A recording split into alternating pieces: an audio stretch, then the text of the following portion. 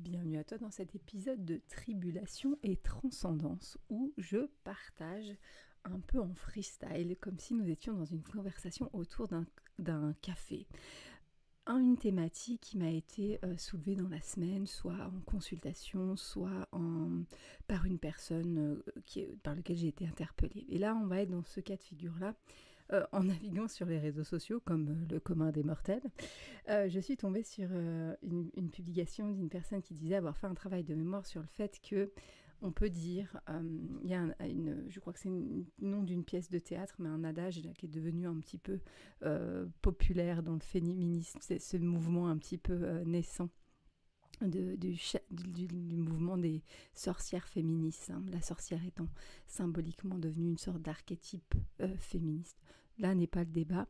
Ici, où la question, je n'ai pas d'avis là-dessus, la question c'était de dire le fait que en tuant les sorcières, donc nous sommes les petites filles des sorcières que vous n'avez pas réussi à brûler, et dire ça je le remets en cause. La personne elle disait qu'elle le remettait en cause parce que souvent c'était pas des sorcières qui étaient brûlées, mais bien des sages-femmes, des guérisseuses, des choses comme ça, et du coup cet adage n'avait pas de sens.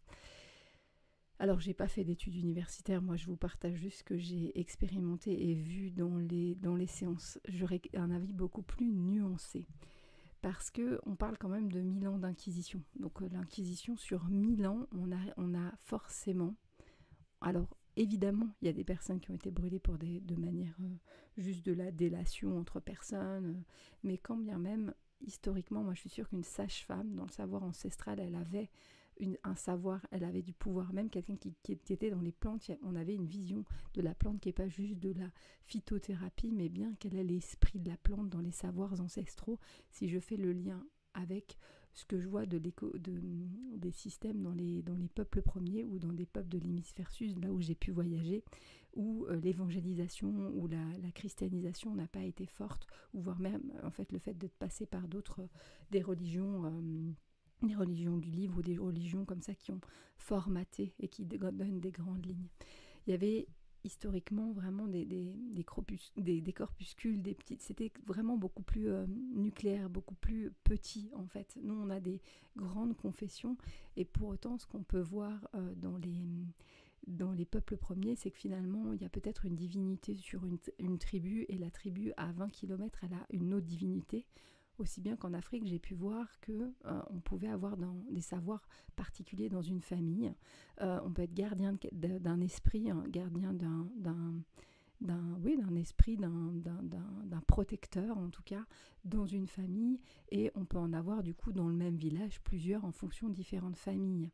Donc finalement, ces visions de très grandes, de dire les savoirs, si on l'extrapole, il est tout à fait possible dans un village qu'il y ait quelqu'un qui gardait le savoir des plantes, et on n'était pas que dans la lavande, ça calme.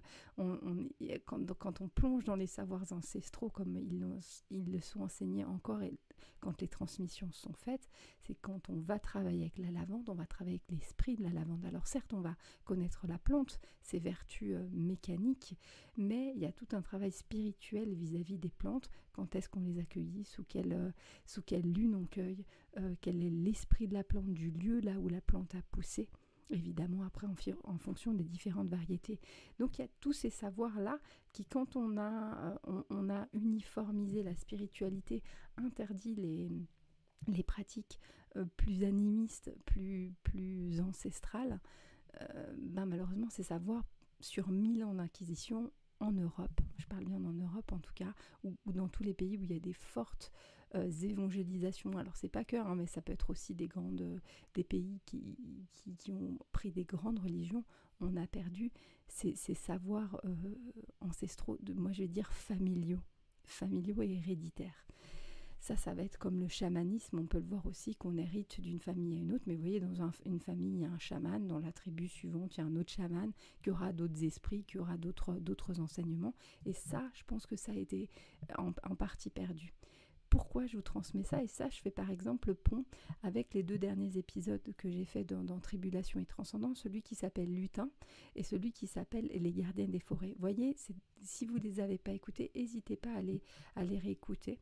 remonter dans le fil là, de votre plateforme, vous pouvez les écouter après sans aucun souci, mais de dire, ça donne l'exemple de cette dame qui, dans sa famille, était gardienne des lutins, ou cette autre dame qui, dans sa famille, les femmes étaient gardiennes de l'énergie des forêts. Ça ne veut pas dire qu'elle était guérisseuse, elle était gardienne de l'énergie de la protection de la forêt. Et ça, ce que je vois en consultation, c'est qu'il arrive que des personnes aient des formes de perturbation ou disent qu'ils ont des sortes d'éveil ou des prises de conscience ou une sorte d'éveil spirituel, je ne sais pas comment dire, mais en tout cas, il y a quelque chose qui perturbe et ne savent pas comment le qualifier. Alors nous, dans notre société, maintenant, on va l'appeler montée de Kundalini, éveil spirituel, on va y mettre toutes sortes de mots. Des fois, quand on revient en consultation, on dit juste, attends, en fait, c'est qu'il y a des choses qui sont pas... Il y a des savoirs ancestraux dans ta famille, ça peut remonter à 2, 3, 4 générations, ça peut être même beaucoup plus loin, mais le savoir doit être transmis, et soit la porte, en fait, soit celui qui hérite en fait de ce savoir-là, qui a la conscience pour ça, ou ça vient toquer à sa porte et il ne le comprend pas, le message passe pas, qu'il y ait une révélation. Je connais peu de personnes qui ont des révélations comme ça, où tout de suite ils se réveillent du jour au lendemain, puis ils deviennent médiums et puis ils ont toute l'information. Puis ça va dépendre aussi du don, en tout cas, ou du savoir ancestral qu'ils ont hérité. Mais en tout cas, ça vient perturber jusqu'à ce qu'ils prennent leur responsabilité. On voit aussi dans les podcasts que j'ai faits, si vous écoutez Lily Lolia, la chamane caribéenne, où à un moment elle a une vie tout à fait lambda, voire même en plus très rationnelle dans la finance aux États-Unis, et elle se retrouve à devoir devenir chamane parce qu'à un moment ça vient toquer à sa porte, chamane spécialisée dans les plantes caribéennes. Elle doit retourner au pays et elle le fait. Quand on dit elle doit, c'est qu'il y a un moment où faudrait lui redemander, je me permettrai, mais je suis sûre qu'elle a accepté.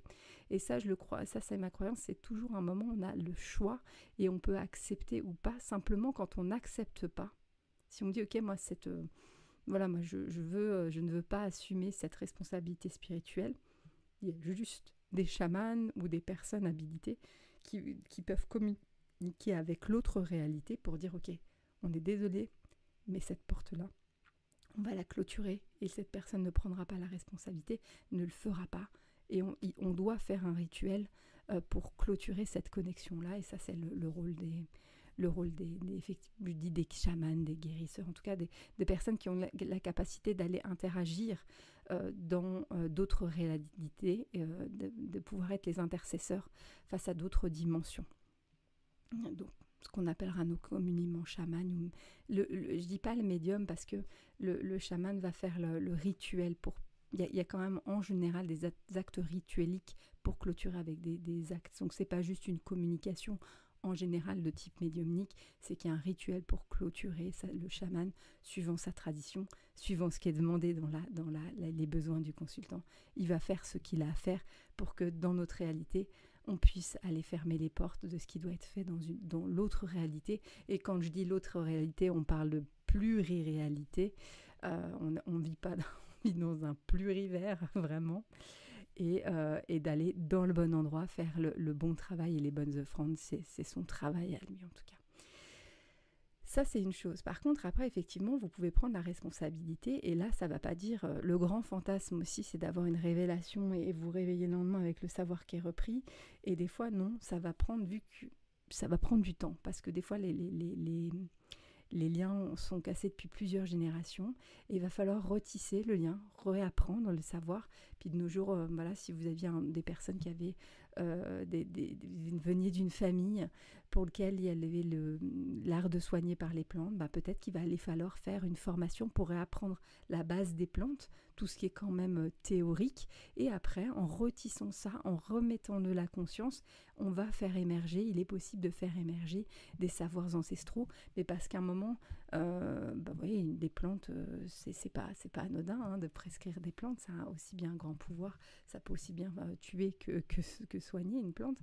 Donc il y a un petit peu les parties comme ça théoriques. Je vous donne un exemple aussi d'une personne où il a fallu aller faire de la naturopathie, et après dans le processus, une fois que ça a été fait, après sa formation naturopathie, il y a des sortes de rêves qui sont arrivés, comme si ça avait débloqué quelque chose où finalement ce savoir théorique qui aurait été transmis par la famille, en fait, ont été posés par un tiers, c'était ok, c'était validé, et par contre, après, par le rêve, par la conscience, sur la base de ses connaissances théoriques, elle a pu réapprendre à, selon ses savoirs familiaux, appréhender les plantes de manière différente pour accompagner. Ça, c'est tout un chemin. Vous avez pu être aussi... Il y a des familles de rebouteux, il y a des familles de médiums, il y a des familles... vraiment des familles de gardiens de lieux. Ça peut être de gardiens de lieux de type gardien de l'eau, gardien des forêts, gardien d'un lieu très particulier, gardien d'arbres sacrés. Donc vous voyez des choses comme ça qui peuvent paraître complètement anodines dans notre monde où on doit être thérapeute, où on renie ça, et des fois en fait de ne pas avoir en plus de... Vous voyez, si vous êtes gardien peut-être d'un lieu particulier, pas du tout un objectif financier, rien du tout, on vous demande juste d'être gardien. Et en plus c'est d'avoir la modestie de savoir quel est le cahier des charges qu'on a au niveau spirituel, ni plus ni moins, et des fois c'est une petite partie, et pour autant... je connais des gens qui sont gardiens de lieux spécifiques, personne ne le sait, ça, c'est dans leur famille, parce que leur maison est sur un endroit très particulier depuis plusieurs générations. Du coup, la famille devient gardien de certains endroits, de certains lieux, de certains points de passage au niveau géobiologie.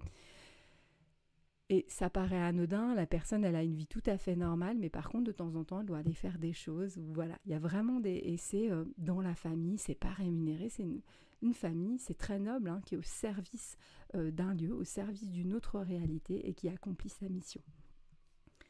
Donc ça, il faut arriver à se dire, moi je crois profondément qu'à un moment, par rapport à ces savoirs ancestraux, on a été colonisé. Et quand on dit, ben voilà, l'Europe est chrétienne en grande partie, c'est quand même pas les rites ancestraux.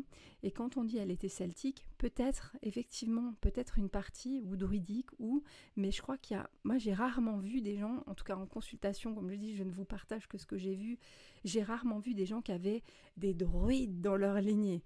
J'ai plutôt vu des gens qui étaient gardiens de choses familiales. Il y a vraiment plutôt des savoirs familiaux. Alors bien sûr, il y en a où c'est peut-être lié au celtisme, c'est peut-être lié à certaines choses, mais finalement, pareil, ça reste des grands groupes. Moi, je pense qu'on faudrait étudier un petit peu la perception du celtisme ou du druidisme. Je crois que c'est Pierre dans le podcast du cacao, la cérémonie du cacao, qui disait, mais quand on va voir les druides en Irlande, quand on va voir les druides en Angleterre, dans le Jura ou à Brocéliande, on n'a pas le même type d'approche druidique, et pour autant nous on met peut-être l'étiquette druidique, et finalement dans les peuples ancestraux c'était juste des gens qui avaient des rites, puis c'est normal d'avoir une relation avec la nature, de remettre la nature, d'avoir cette spiritualité en lien avec la nature, et ça vous l'aurez partout, c'est-à-dire que partout où j'ai voyagé, je connais pas moi de spiritualité partout où j'ai voyagé, alors si vous avez, vous n'hésitez pas à me le dire, hein, mais qui n'est pas en lien et en connexion avec la nature, si vous avez une religion universelle, elle vous relie forcément à l'eau, au feu, à la terre, et au ciel, et à l'air. Et ça, à partir de là, il y a on parle tous le même langage. Après, on met des étiquettes, on fait des classifications, on fait des branches, on fait de la théologie, on fait de l'histoire. Mais moi, je crois profondément que c'était pas si structuré que ça, et que dans vos familles, et je crois profondément, mais je pense en plus, si vous écoutez ce podcast, c'est qu'il y a quelque chose au fond de vous pensez bien que mon podcast, c'est pour tomber dessus. il faut arriver par tout un chemin. Si vous entendez ce message, c'est que potentiellement réfléchissez à si dans votre famille, il y avait un savoir. Ça ne veut pas dire que vous en avez conscience, ça ne veut pas dire que vos parents en sont conscients, ça ne veut pas dire que vos arrière-grands-parents en ont conscience, mais c'est pas parce qu'on n'a plus la conscience que le savoir ancestral est perdu. Je vous donne un exemple et une illustration la plus flagrante pour moi, et la plus, elle est très extrême, puis j'ai pas vu ça en Europe, mais elle montre ça. Elle illustre mes propos. J'étais dans un village en Afrique, il y avait une famille historiquement, ancestralement, ils étaient gardiens d'un fétiche. Donc quand on est gardien d'un fétiche dans un village africain, il y a une maisonnette, une petite case pour garder le fétiche. Si j'utilise le mot fétiche, ça veut dire garder un esprit. Ça veut dire qu'il y a peut-être l'esprit protecteur du village. Ça peut être l'esprit du village gardien de l'eau. Que sais-je. Ça veut dire qu'il y a un esprit qui a vocation de protéger l'espace, profondément. S'il est venu sur Terre, en général, c'est pour protéger. Voilà. Et ça, la famille se convertit à l'islam. Et entendez bien, dans ce cas de figure, c'est ça, mais ça pourrait tout à fait, l'histoire, elle peut tout à fait se transposer. Elle aurait tout à fait pu arriver à une famille chrétienne ou bouddhiste. C'est le fait qu'il y ait un moment un changement de confession. Donc, la famille se reconvertit complètement. Elle néglige du coup son fétiche en fermant, vu que c'était plus compatible avec leur nouvelle foi. Elle ferme l'espace. Elle ferme la maison du fétiche, donc la petite case, et elle la laisse comme ça sans qu'il ne se passe plus rien pendant plusieurs générations. Et plusieurs générations après, on a presque oublié ce qu'il y a dans la case. Puis on n'a plus le respect de ce qu'il y a dans cette case-là. Ça n'a plus été vénéré par plusieurs générations, ça n'a plus été entretenu. Décide un jour, donc cette case était restée comme ça un peu, un peu en déperdition, mais un jour, quelqu'un décide de dire il y a de l'espace, on peut construire, il commence à vouloir casser la case. La personne, qui était en plus un imam, part en transe part en transe et commence à insulter tout le monde autour dans la cour.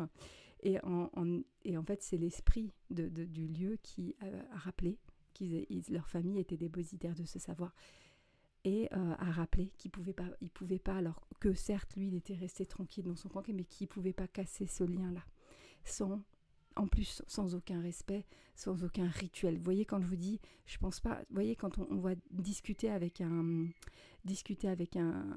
génie comme ça, un fétiche, un esprit de l'autre monde, on peut aller discuter avec lui. C'est quitte à dire, peut-être libérer l'espace, je sais pas ce qu'aurait pu être fait comme rituel, potentiellement, plutôt que de raser, diront, tu n'existes pas. Finalement, en plus, l'énergie du lieu peut rester sur plusieurs générations. Et là, d'arriver à dire, ok, du coup, il part en transe, il le dit, et de dire, mais vous m'avez oublié.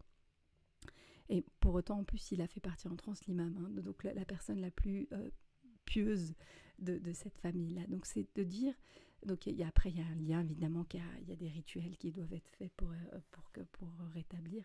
Mais je prenais cet exemple-là, pour moi, c'est le plus marquant pour dire, c'est pas parce que dans vos familles, vous avez oublié, c'est pas parce que votre famille a complètement migré de religion, et nous, ce sera plutôt oublier les religions. En fait, nous, on se coupe depuis quasiment, depuis plusieurs années, depuis à peu près une centaine d'années, un petit peu moins, mais depuis, je dirais, une cinquantaine d'années, on est complètement, excusez-moi, on va dire quoi ?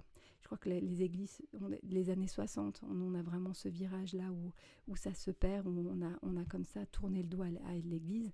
Pour autant, nous, on va être dans des choses où, au contraire, il y a plus de spiritualité, ou peu, ou après, on va dans le développement personnel. Mais ça pas parce que il n'y a pas eu cet entretien que l'énergie, vous voyez, cet exemple d'esprit n'est pas présent et vient pas des fois toquer à votre porte pour dire « vous devez me faire de la place ». Voilà un petit peu l'illustration de dire, n'hésitez pas, vous pouvez, si vous sentez, s'il y a eu un appel, s'il y a des choses, vous dites, mais ça trouve un écho chez moi, n'hésitez pas, soit aller voir un chaman à proximité de chez vous, si vous avez quelqu'un de confiance, si vous n'y a pas forcément, n'hésitez pas à aller sur mon site internet Yalorisha, demandez qu'on fasse une sorte d'un peu d'état des lieux sur mon site, donc Yalorisha est sur consultation, on peut déjà en parler ensemble parce que c'est rare de pouvoir en parler autour de vous. Voilà, on arrive au terme de cet épisode qui doit toujours faire un maximum de 20 minutes, donc je suis dans les temps. Si tu as apprécié en tout cas ce podcast, n'hésite pas à mettre des étoiles sur ta plateforme d'écoute. Ça paraît anodin, mais ça soutient le travail, ça soutient le référencement, ça me permet que ma voix soit portée un petit peu plus loin. Et si tu sens que dans ton entourage, il y a quelqu'un qui pourrait avoir ce genre de situation, n'hésite pas à lui transmettre de manière anodine. Bon, on va voir si le message peut être entendu. Je te souhaite en tout cas une excellente semaine et je t'envoie toutes mes bénédictions.